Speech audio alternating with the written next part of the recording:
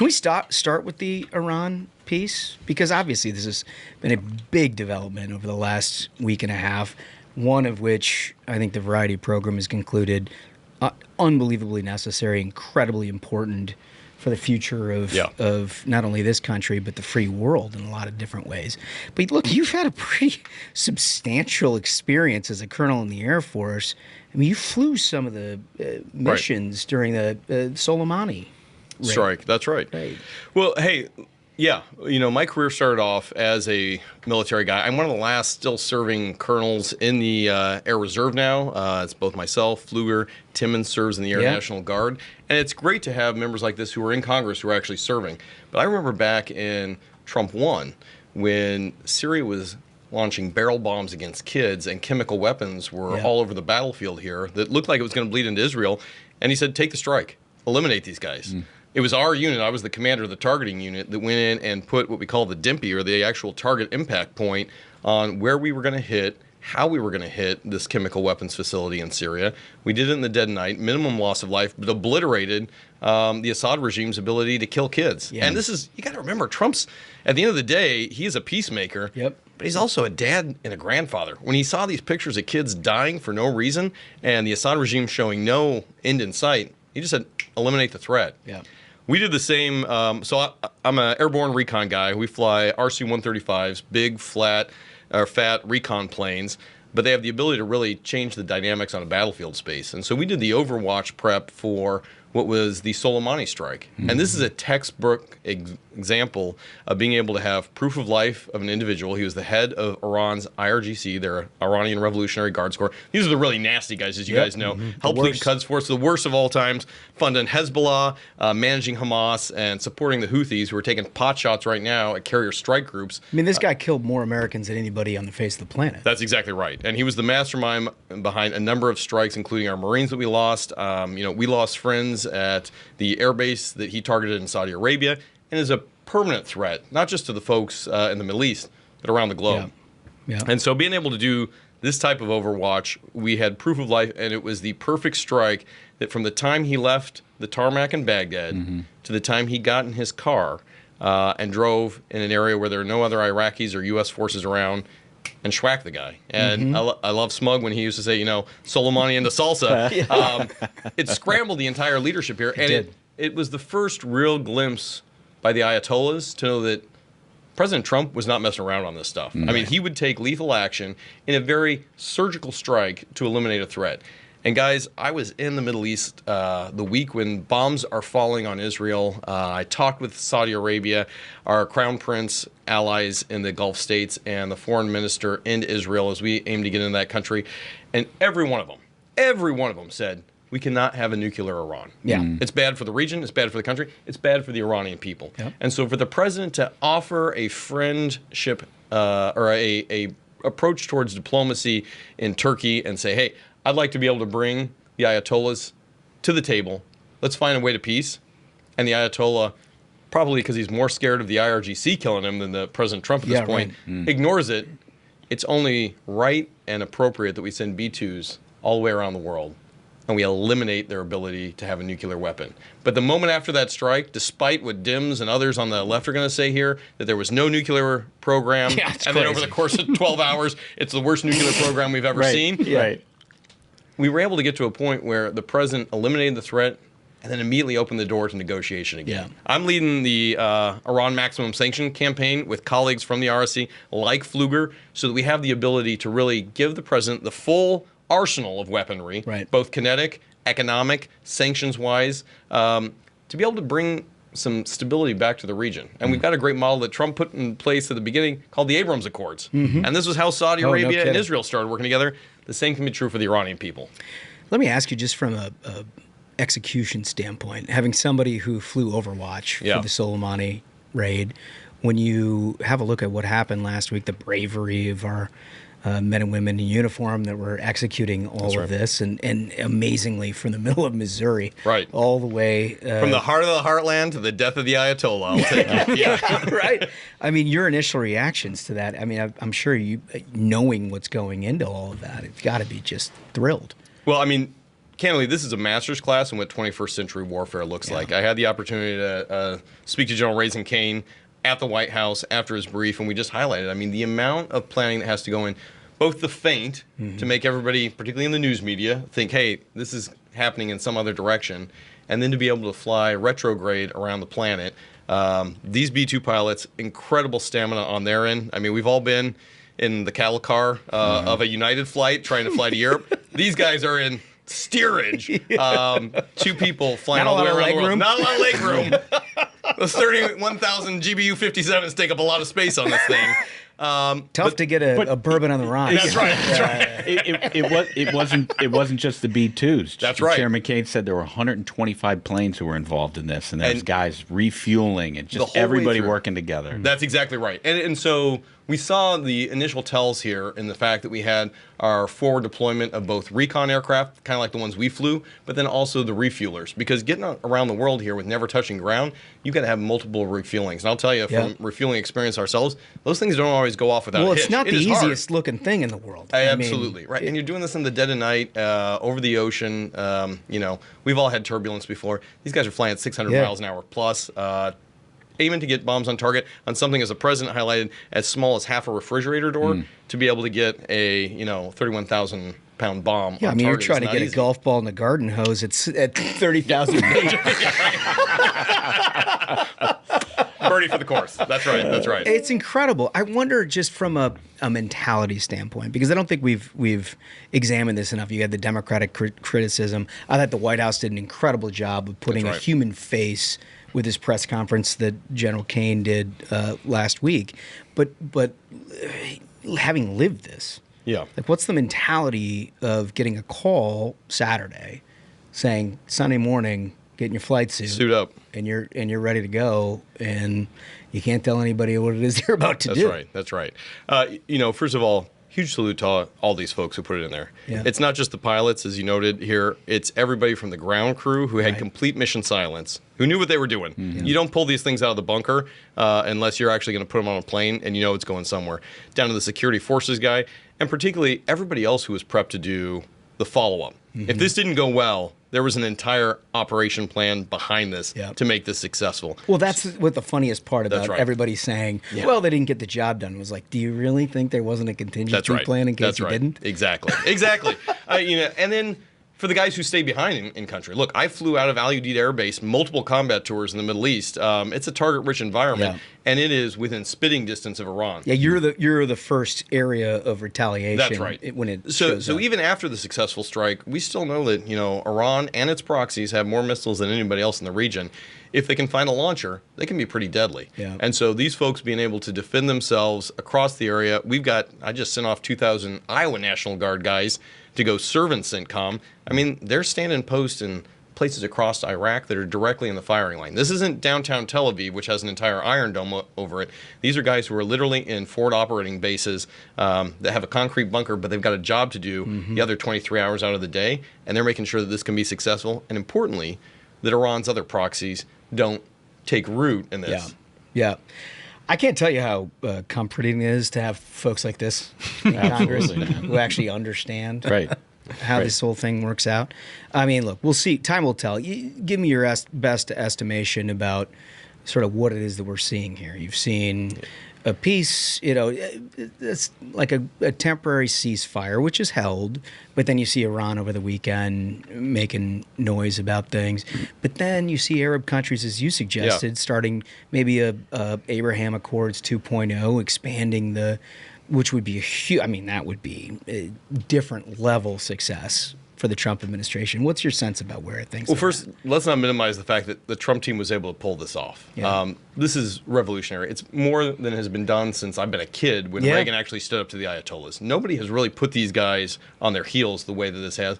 And importantly, nobody has put their proxy elements on their heels the way both the U.S. and the Israelis have. So this is a massive win, and it resets the entire environment. Every Crown Prince, foreign minister, defense minister that we spoke to in the Arab world said this is an inflection point for us. This is a real opportunity not only to buy more American-made missile defense systems because they know they need it, but also to say we get to be a partner here in defining what the future of the Middle East is going to look like. And even when the Ayatollahs and the mullahs and the IRGC threatened to close, the Strait of Hormuz, which would have crippled 25% of world gas. Guess who was the one that came forward and said, knock it off? It was Beijing. It was the Chinese who said, we need that oil. Don't even think about it. We'll sell you some components and everything, but this axis of evil that we've all been so scared about, I mean, it looks a lot like a Russian tank column coming into Kyiv. It fell apart day one. And so I think, we see some real division now because we have American leadership that's been absent for the last 4 years. Totally. Being able to stand up, not just kinetically, but again, with a entire arsenal of what we've got to be able to bring to the table. We've got Marco Rubio, who we talked to at the White House, also leading the diplomatic effort. We've got a Treasury Secretary leading the economic sanctions piece of this. We have an information operation that is clearly speaking directly to the people of Iran and saying, hey, there's a much better life for you guys out here. This is an opportunity. And equally, then we have the military capability, which at this point, I'm so proud of, Hegseth, President Trump, and our team to be able to say, NATO, you guys spend 5%. You've got to help take care of your own backyard because, candidly, we've got to take care of the real threat, which is China. And we deliver the same message in a bipartisan way, Republicans and Democrats, to the Arab states saying, you guys have to stand up and be on the front line of this. You can't just live under the shield of security the United States has provided for the last 20 years. Time's on you to help defend yourself. I know the fellas want to get to the BBB and everything else after it, but doesn't this kind of feel like the restoration of America back to the leader of the free world? That's right. That's what it feels like from my perspective. It's like this is hard to conceptualize during the Biden years, but you take a look around, you see the press conferences in NATO where people have a fundamentally different view of both President Trump and the United States' role. You see what's executed in the Middle East. You see all these components that you just mentioned. It feels like we're back. This is Reagan era in the modern day. It's exciting for us. This is where we grew up. I mean, I did an exchange tour with the German Air Force, and for the first time ever, these guys feel like we get to be on offense again, right? And we're not going to have Russians intercept us, and we just have to turn tail and run as NATO anymore. There's a major investment coming out of the German government to make Germany the largest military in Europe. I think that's a good thing for their own defense, but also cutting-edge ability. And where are these guys going to buy their equipment from? Well, God bless, they're going to come to Iowa, and they're going to buy a lot of the equipment that we're making right here in the United States and across the world. We get to be a leader in the arsenal of national defense, global defense, because we're the ones who help drive this. And we've got good allies who want to be part of this. Yeah, that's really important. Boys, big, beautiful. So big, beautiful bill. We don't know the exact outcome yet in the United States Senate. We're confident they're going to get it done. And obviously the House had previously passed its own reconciliation package. There's going to be some differences here in these two bills.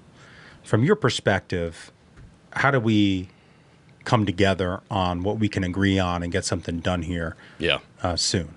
Look, I think first and foremost, we all agree on a couple of things. One, we all want border security. That's 10,000 new CBP agents out. It's $150 billion going to national defense and border security. Everybody's on board with that.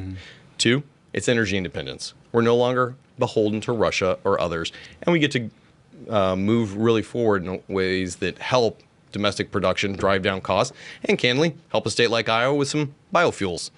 And three, I think this is probably the most impactful, largest tax cut in U.S. history that goes directly to working class families. And for a guy from a rural state, getting $5,000 for a adoption credit, we've got 2 adopted kids, would have helped us immensely. It helps families who want to be families. Real money. $2,200 for a child tax credit, a 44% decrease for a Main Street business, a 20% tax cut for working class families. Those are the things that people are going to say, if I got money in my pocket, I'm going to invest in my hometown, and I'm actually going to grow the economy.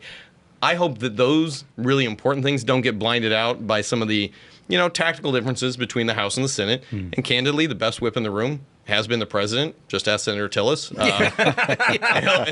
He'll tell you. No question. Johnny? Yeah, well, so you mentioned the tactical differences. Obviously, the Senate has made some changes to what you sent their direction. And, the Senate's ideas on things is not always just received perfectly by the House of Representatives. No. If only that upper house would listen to it. But there are a whole host of issues dealing with rural hospitals and everything else. That's I right. know you represent a very rural part of the country, and I just wonder if there's anything in the Senate bill that gives you concern that some of the moderates, some of the conservatives may not be on board at the end of the day. Yeah, and I think specifically when we talk about bright lines of difference, obviously I'm biased. I thought the House had a pretty good bill. We worked on this for over 100 days, and we moved something forward. I wish the Senate would have been a little more engaged in that conversation. Many of them were.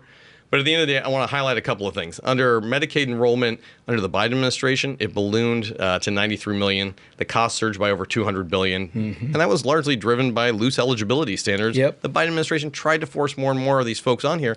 It hurts vulnerable Iowans back home, the seniors, the families with disabilities, the kids, the pregnant mothers. Let's get those folks taken care of. It helps our rural hospitals. And that's one of the areas where I want the Senate, as they're currently doing vote-a-rama right now, to consider moving forward. A couple of the other things, we also, I sit on the Ag Committee, the Financial Services Committee, the China Select Committee. The one area that I keep hearing about is SNAP. We want to make sure that the Supplemental Nutrition Assistance Program is there to help the people that need it. And too many states, candidly, blue states, have just blown through the safety parameters on this, putting everybody on here. I mean, California's got an error rate of 13%, New Jersey 35%. There's other states out there 60% error rates. That means that folks who actually need this stuff, the single mom, the kids who are trying to live over the summer, they're not getting any of this. It's being bled out by, as the president said, 29-year-olds sitting on their couch playing Xbox and getting a lot of rebates from other people's hard work. That should not happen. And it starts with holding both the states and the providers accountable first and foremost. Look, it's well said. We've talked about this a lot on the Variety program, about how Democrats basically have one plan when it comes to all of our nation's finances. You create entitlement programs, and then you just gradually expand eligibility over time until you get to your stated goal of just being a socialist, communist country. Say hello to New York City. Yeah. Which is, but it makes it tough from a political standpoint of people representing areas where Democrats are just like, hey, have a couple of million here, a couple of million there. You can balance your budgets with otherwise shitty decisions. And it all kind of works out because we're $36 trillion in debt, and none of us have been able to articulate at this point why it is that matters to you. That's right. Right? That's right. And what you guys have done is taken a look at all of these things to say you're going to have to turn this thing around. Yeah. Because it does have real consequences. Well, and let me give you a real-world example. I mean, take the state of Iowa. When I first became a state legislature, I ran one of the most competitive districts. It was a blue district. We turned it red. We had millions of dollars, tens of millions of dollars in debt from our then Democratic governor, Sweaty Chetty Culver. Sweaty Chetty left. Sweaty Chetty. So he abandoned the state. A+. What did we do? We were able to come in with Branstad and Reynolds and immediately pass one of the largest tax cut packages. And I'll say this, when a farmer gets a little bit more money, what do? They go out there and reinvest in the farm. Exactly. Same for the Main Street dentist, hair salon. And over the course of 4 years, we had more revenue coming in because there was more economic growth. This is a great way not only to grow the economy, pay down debt. Now, Iowa has passed the balanced budget amendment, and we have no debt whatsoever. We're 10 plus years on from that now, and we have a budget surplus. We've got a rainy day fund of $1 billion, and this is a small state. We're talking like $10 billion in total spending. A tenth of that is in a reserve fund just for that horrible day, and we're still being able to grow. I think these are really important examples we should be bringing from heartland communities right to Washington, D.C. Now, listen, you guys have a hell of a delegation. We've witnessed it firsthand in our multiple trips to Iowa, and now you all work hand in glove to make sure not only Iowa is fiscally sound and growing that Republican majorities, but just like sort of leading a lot of the conversation throughout the country. It's got to be, for us Midwesterners, That's right. anytime you get a state in the middle, it's sort of like, hey, you should do it our way. We like that. We're in favor of that. And other states are like, they might be right about that. The Midwest is the best. It really is. It leads the country in so many ways. The Midwest is probably the most important region in the entire country for No truth. We got some proven examples. It's one of the reasons we're going to have, the commander-in-chief himself is coming out to the heart of the heartland to kick off the 250th birthday of America. Right in my district, Des Moines, Iowa State Fair. We're going to give him some fried food, some pork chop on a stick. Good. We're also going to give a little salute out to every hardworking American who stands to benefit from this great tax cut bill, and they can have, a little more Schlitz in their 4th of July, as it were. So. I love it. Listen, a guy you'd love to have a cocktail with at any point ever because he's just world class, but he also knows exactly what it is that he's talking about. Zach Nunn, thanks so much for joining us. Right. Thanks, team. Appreciate it, guys. You got it. Thanks, Ruthless.